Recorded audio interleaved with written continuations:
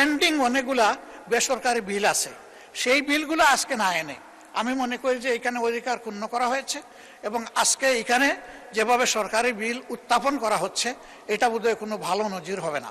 হ্যাঁ, স্পিকারের জুরিসডিকশনের জায়গা থেকে যদি কিছু করার থাকে সেটা আমরা জেনে নেব, কিন্তু আমরা এটাই জানতাম যে বেসরকারি দিবসটা বেসরকারি সদস্যদের জন্য।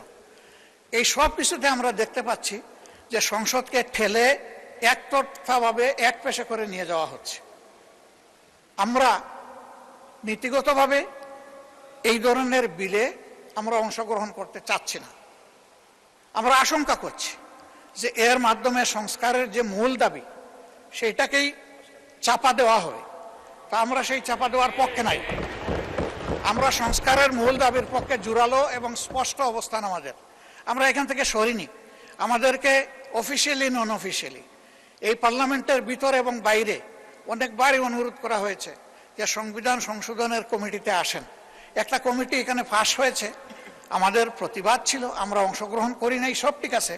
ওইটা পাশ হয়েছিল সংবিধান সংশোধন কমিটি নামে। পরে আমরা যখন বললাম যে সংবিধান সংশোধন কমিটি নামে কোনো কমিটি হওয়ার কোনো বিধান নেই, আমরা পরে শুনলাম যে এটার আগে একটা বিশেষ শব্দ বসানো হয়েছে। সেই বিশেষটা এখানে পাশ করা হয়েছে কিনা আমি জানি না। একটা কমিটি যদি আসলে এই হাউস থেকে পাশ করানো হয় তাহলে তার প্রত্যেকটি অক্ষরও এখান থেকে পাশ করাতে হবে, সেটা তো হয় না। ওইটার পক্ষে আমরা ছিলাম না, এটা বড় কথা না। আমি বলছি যে এখানে প্রসিডিওরটাও মেনটেন করা হয়নি।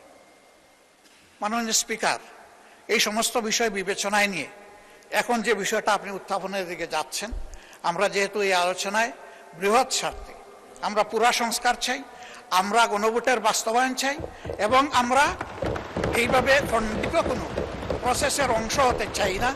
এই জন্য আমরা এখন আর এই আলোচনায় আমরা অংশগ্রহণ করব না। এই পর্বে আমরা সংসদ থেকে বিদায় নিচ্ছি। আমরা আবার ওয়াক আউট করছি।